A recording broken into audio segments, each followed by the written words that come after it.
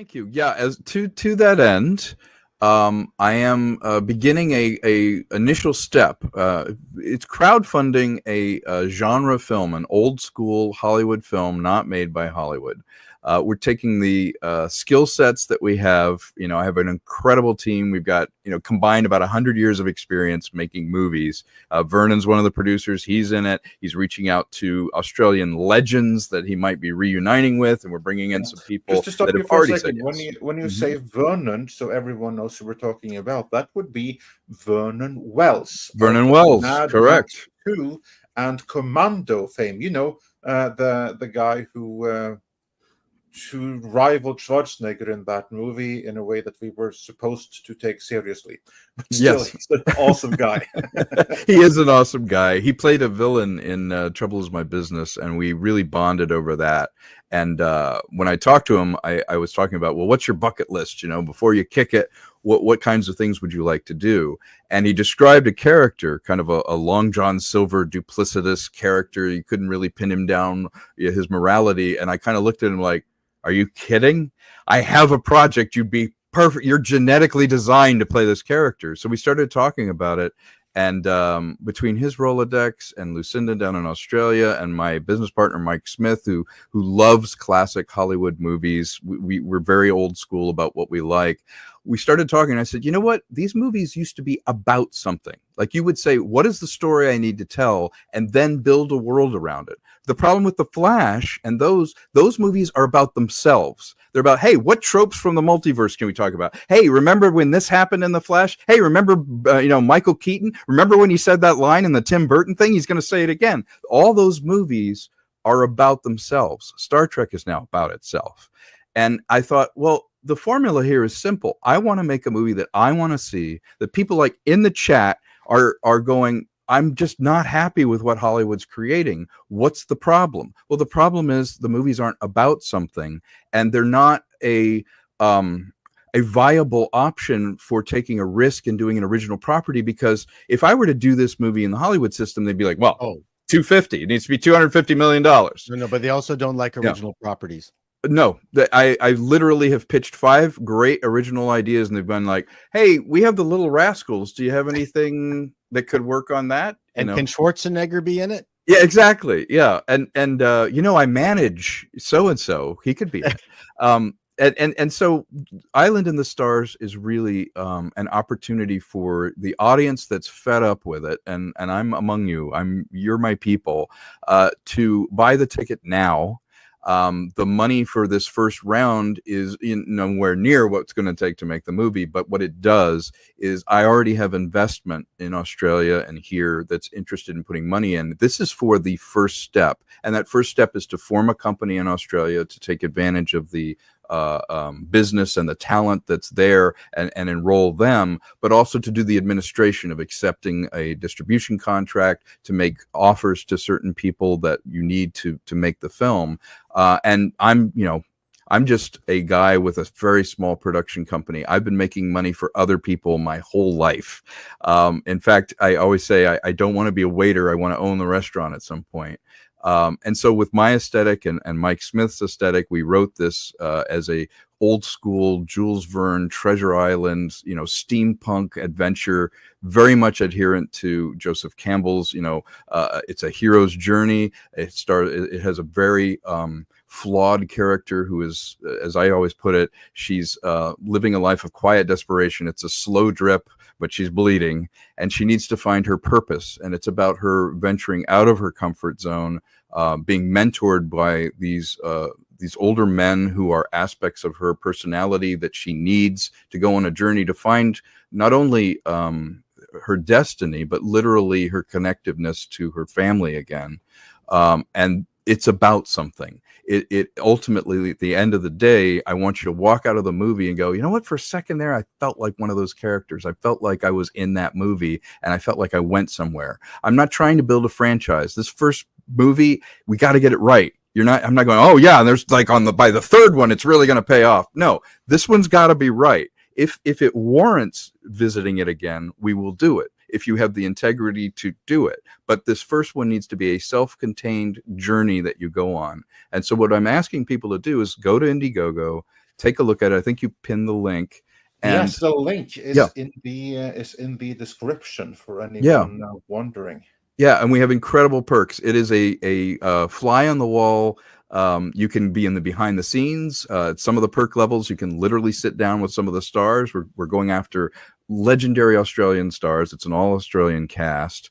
You can have dinner with them. You can go with a red carpet. At the lowest level of contribution, you still are enrolled in this thing. You can even go in and on some of the lower levels, you can name a character. You can get kind of behind the scenes vlogging that we're doing about it. You can be on the set. There's so many ways that you can buy your ticket now when we need it, which is to do the administration and the things that you need to do to compete with a Hollywood level film. And what we've done is we've scaled it to where it is a realistic budget. We're not swinging for the fence on it. So we can take some risks and we can do something original. So I invite everybody to take a look at it. And if you have any questions about it in the chat, I'd be happy to answer. Yeah.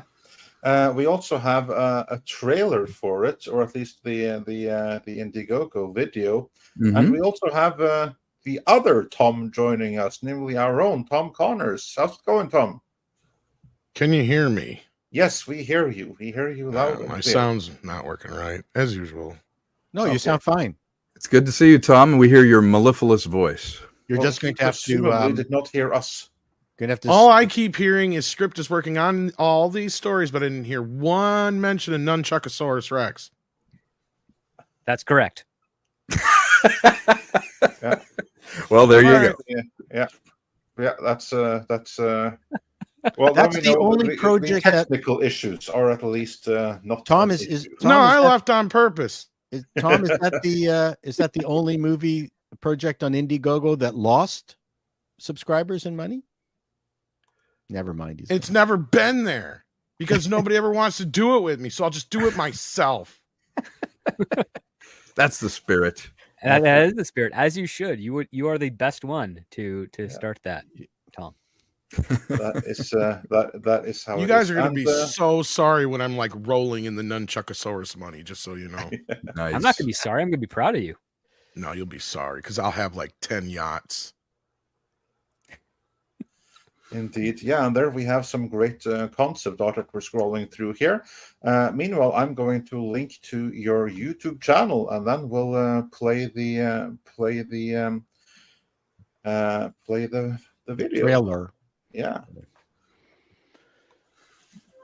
My name is Vernon George Wells. I'm an actor and a producer. And what we're talking about is a wonderful film I'll be doing called Island in the Stars.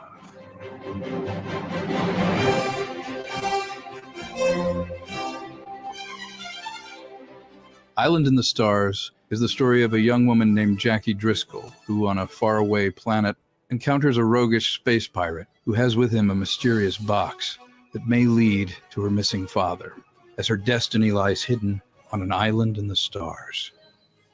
So my name is Emily Coop. I am an actor, singer-songwriter, and I'm playing Jackie. Island in the Stars is pretty much Pirates of the Caribbean meets Star Wars. I mean, it's going to be amazing. It's the kind of movie that 14-year-old Tom would have been like, I want to see this. I have to see this movie. Because I think you should be making films. You should be making art that you yourself want to see. So when we started putting this together, I just started going through my Rolodex of 40 years of people, not just people in front of the camera, but people behind the camera, people that I know, calling in favors and talking to people. Because I think that this film deserves to have the best. Obviously, working with Dream Screens Australia is huge. They're an amazing, talented group of people, and the technology they're bringing into film is just fantastic. It's going to be wonderful, and seriously, I'll be ringing a lot of you up to see this and pestering the heck out of you to get this film made, because I think it's wonderful.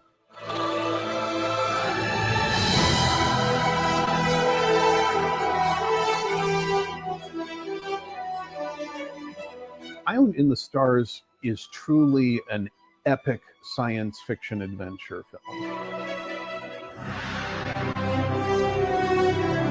Island in the Stars allows for all of these elements to come together in this confluence of a movie that I want to see, that is a action adventure fantasy science fiction movie.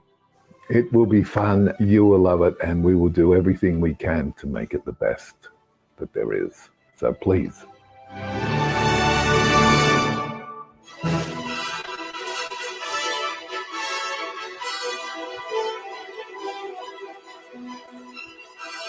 This film will remind you of what you've missed out on and show you that it's still there, and you'll be able to talk to your kids and say, that's what it used to be like. That looks very Ron Cobb-ish. Love Ron Cobb.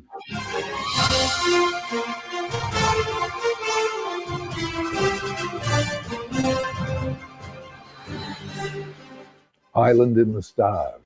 I can't wait for you to see it. Man, he does a terrible job of selling it.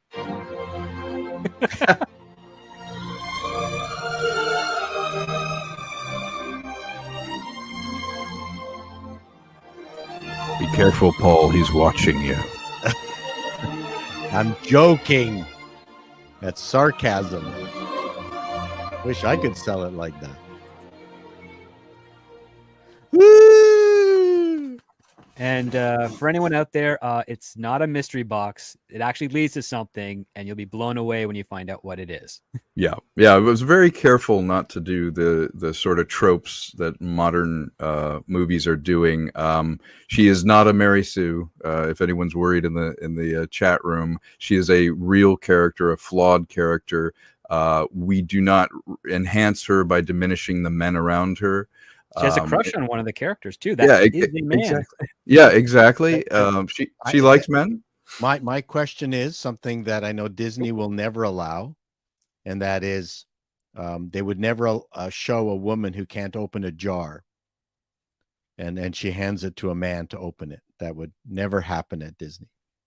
Actually, there's something similar to that in the script, but I'm not going to spoil it because Tom just glitched out for a second there. Yeah, I hate mystery boxes too. I mean, the most interesting thing is to actually reveal the mystery box at the very beginning and then make that the adventure. How do they deal with the problems that are presented? Exactly. This I have read this script. I really enjoyed it. It's got a lot of heart to it. I'm gonna be keep pushing this until Tom finds his way back. Keep selling until you probably hit the wrong button. It's got a lot of heart. It's got a great cast of characters. Is there any karate in it? Something like that. Yes, close to karate. That's not karate. Close. And I'm back. See what you did with your question, Paul. Sorry, I drove you away. Yeah. What was your question? I'm sorry. I was a stupid question. It was just a joke. Oh, all right. Well, I'm back.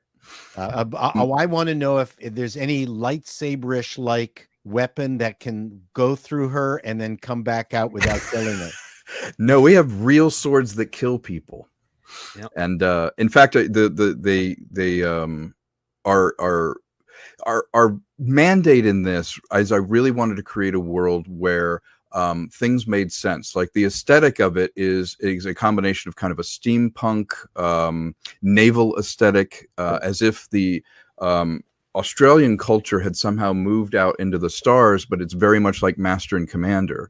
A lot of the tech that seems magical, there are no aliens and robots in this. What there is exactly. If you encounter something magical or ancient, it's because I really buy into the theory that the universe is so vast that probably before other civilizations, intelligent civilizations, probably evolved before ours.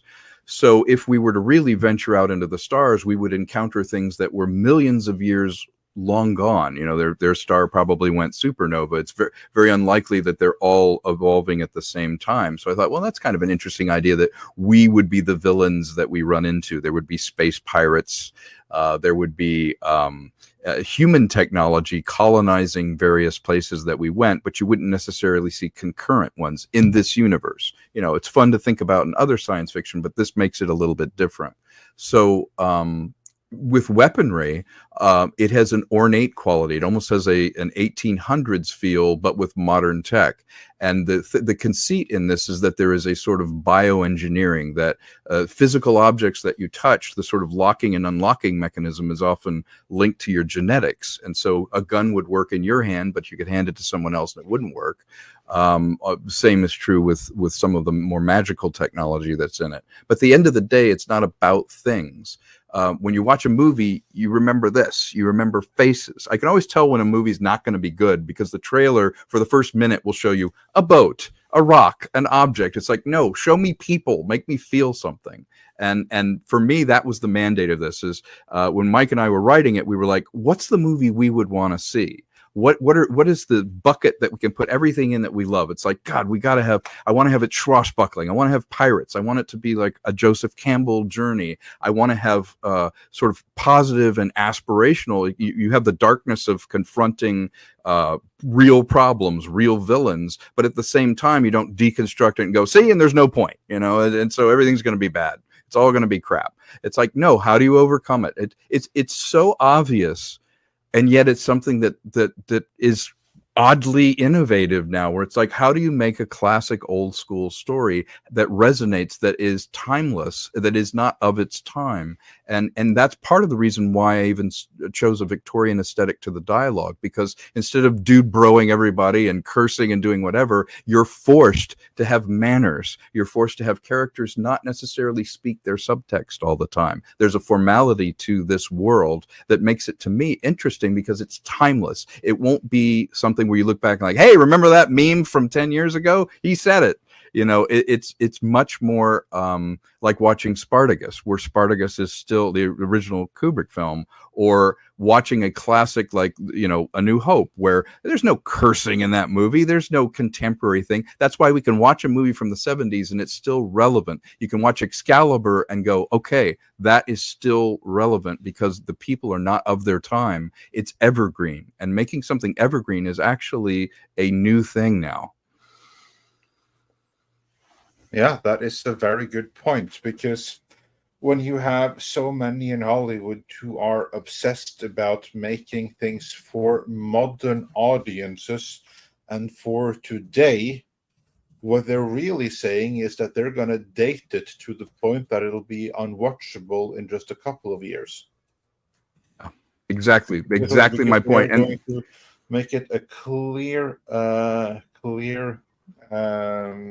marker in time exactly when it was made. Like, for instance, I maintain that in 5, 10, 20 years from now, even now, Spider-Man by Sam Raimi is going to hold up better than The Amazing Spider-Man. Because The Amazing Spider-Man is a movie from 2012. It is filled with time markers, whereas Sam Raimi's Spider-Man is more generalized thing, like a fictionalized 60s mix of 60s and 90s New York, that is kind of like eternally contemporary in a sense, whereas The Amazing Spider-Man, that was made for modern audiences and it's locked to a certain period forever. True, that's a good point. And that's something we're trying to do with Island in the Stars, is by setting it far enough in a fictionalized world, but with the formality and some familiar points to it.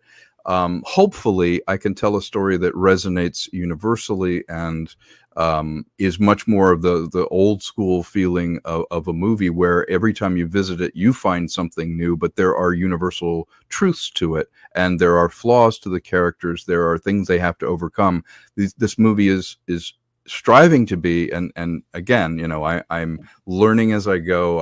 I have the skill set to do this. I'm looking for an opportunity, but it's trying to be about something. The way Wrath of Khan was about, how do I stay relevant, and as I get older, do I still have something to offer, and about friendship. Wrapped in this wonderful science fiction world, it's about something, which is why it still resonates now, rather than go, hey, remember this episode, remember this, remember that. This is an opportunity for me to try to create something original for exactly the audience for Midnight Edge.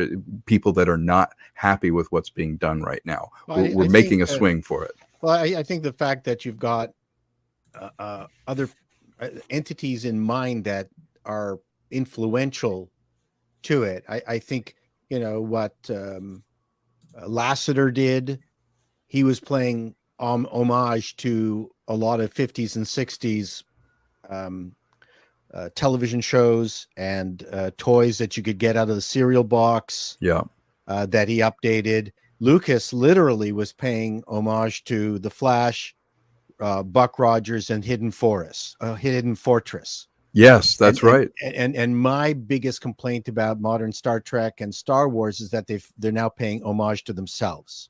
Yes, exactly. That's really, they're now in a loop, and they can't get out of it. And they need to find new things to pay homage to. So what you're doing here, clearly, you have ideas of things that have influenced you, and now you're trying to create a new IP based on the influences. So I mean, I think that's really cool. Yeah, we're you know, I'm a fan of all of those. I've been, you know, someone who just loves cinema, loves these stories, and I've been frustrated as I see the, you know, modern films coming out, less and less, as you say, they're about themselves, and less. Right.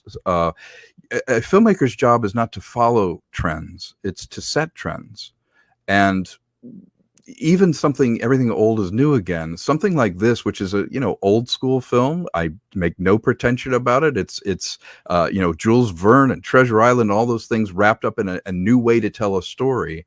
But at the end of the day, at least I'm trying to make something new and original, and I'm reaching out to people as this first step, where you can even basically you can share the campaign and tag the Island in the Stars account, and literally you can get a numbered digital poster, because we're so grateful for the amplification of someone going, you know what, give this thing a shot. I'm going to share it. We're going to put it out there that we're looking for you to be enrolled in this thing, because at the end of the day, you are being part of the filmmaking process with us, and we need that. The only way to compete with a Hollywood film is to have resources to do it, and I can wait for years, or I can do something about it. So I'm trying to do something about it by saying, you know what, in this first round, it's a great way to find out who's interested in seeing it and getting people enrolled early.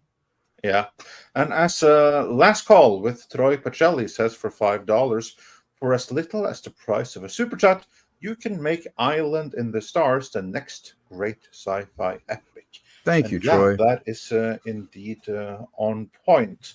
And then we also have a comment from Pinochet's Helicopter Tours, which is right in line with what you were just saying, because he says, Mr. Konkle, please help inspire this crew to make their own independent projects. Being a casual World of Warcraft player, I even related to the guild websites. Yes. Yeah, absolutely. If you have something that you want to do and is inside of you, the technology now, the barrier to doing it has never been lower. You know, grab your iPhone if necessary, but try it. Tell a story. Try to make your own independent comic books, because there's new ways to get stuff out that we don't need the middleman. You don't need permission to do this anymore. And you were also in an episode of the Guild web series. Yes, I was. And my son is in that as well. Felicia Day is a dear friend of mine. But yeah, we did an episode. It was a lot of fun. I'm trying. Well, okay, that's that's the only successful web series ever, maybe outside of high school video game. Yeah, I mean, I also had one that was pretty successful. It was actually the first 3D series, live action series. It's called Safety Geeks SVI, which came out in 2009. It's on Tubi right now, but it started as a web series. But hers was fantastically successful. It really was amazing. But the problem was everyone thought that was going to be a gold rush. And up here in Canada, which you might not know, a whole bunch of government funding agencies started funding webisodes. Yeah. And none of my scripts were ever accepted. I'm sorry. Bastards. It's always their fault. But it turned out that hers was really ultimately a one-off. No, you couldn't make an industry of it. You couldn't make a business out of it. Well, the problem is, once you make it free on YouTube, the expectation is, well, if you can do it for free, why would I pay for it? And when web series broke out, it was a great sort of crucible to find talent and find people that wanted to do it, but it didn't map across to doing paid work or charging for it. And that's a real problem. It keeps happening. When you have something where, I mean, look at Netflix even, though. Who are the great directors that started at Netflix and have moved up? Or what stars has Netflix created? Well, you're just a subscriber. You're not buying a ticket for any particular show. Well, with web series, you were watching it on YouTube or you were watching it stream, but you weren't necessarily buying a ticket to anything. Well, not just that. The math on YouTube is dreadful. I've done the math on it. Even if you self-finance something, you're just never going to make your money back. That's my point. Yeah, exactly. And when we had our show, we had one show, it was like 1 million views when it came out, and that didn't translate to anything. Right. Yeah. I mean, it would be great. Now, I do know a couple of people who are on Tubi that they said if you can make your movie for under $100,000 and it's kind of genre movies, you pretty much can make your money back. Yeah. Tubi, but not a lot of people know about Tubi. Yeah, Tubi, I love my films on Tubi, and I have a couple of series on there. That was going to be my. Oh, thank you. Yeah. The only YouTube. problem was Tubi insisted my film be in color when I intended it to be in black and white, so I had to do it in color for some streamers. Right. And the other problem with Tubi is that they have gatekeepers that they prefer you go through. You can't just go straight to them. That's the other problem. Because they don't want to do individual deals. No, they want you to go to, not gatekeepers, sorry, aggregators. Yeah, aggregators. Yeah, and part of that is pragmatic. You can imagine having to do 500 different deals with 500 people. Absolutely. Yeah. Oh no. So they, and then the aggregator manages all the movies that they're, and so you can make money on YouTube. Yeah, but you also have because there's advertising. Yeah, absolutely. But how do you attract an aggregator? Well, you got to pitch them, and you got to have a good delivery. Here's where people fall down in producing. Producing is about deliverables. And what I mean by deliverables is you have to have an airtight cut of your film. It has to be in all the tech specs. The audio mix has to be great. You have to deliver captioning, a separate music and effects track. You have to have all of your ducks in a row to deliver it. And most people either run out of money in post or they don't know how to deliver things properly. And when you're an independent producer, if you can smooth that out, one thing I was really proud of with Trouble is it never got rejected by quality control. It never got QC problems because I've been delivering movies for other people for 27 years. And when you can get airtight deliverables, though that music and effects track means it can be dubbed into other languages. That captioning track means that for the deaf or for people that want to use captioning, you've got it. But most people go, here's my movie, I output it in HD. It's like, do you have anything else? No, that's it. It's in stereo. It's got a little hiss in it, but it should be okay. And that's the problem with a lot of indie films is you have to be professional at every level.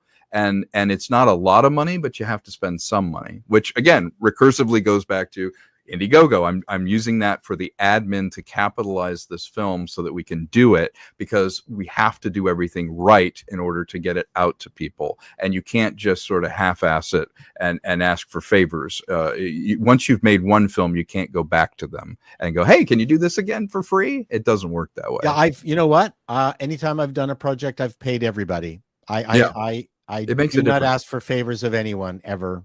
Yeah, it makes a huge difference. Yeah, it doesn't work out in the long run. Yeah. But please take a look at it. He's pinned the link in there.